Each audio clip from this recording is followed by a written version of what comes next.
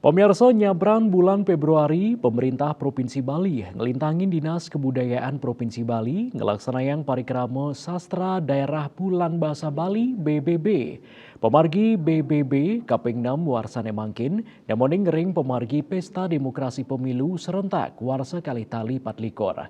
Duaning asapunika BBB Kaping 6 kantun tetap kelaksanayang.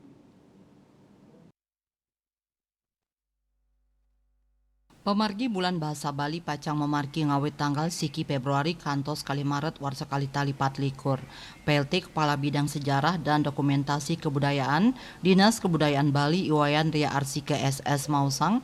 Pemargi bulan bahasa Bali kaping 6 selami abulan wantah ring tanggal 13 miwah 14 nyane kemargiang pesta demokrasi pemilu mejantan dudonan ring tanggal inucap kekosongin.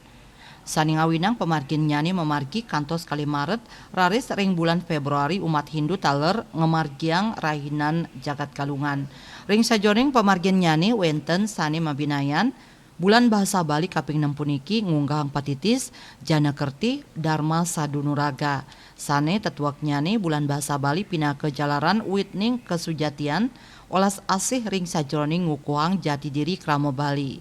Ring pemargin nyani kapah dados wembakare utawi lomba, sesolahan, seni pertunjukan, widyatula seminar, krialoka workshop, miwah reka aksara, pameran.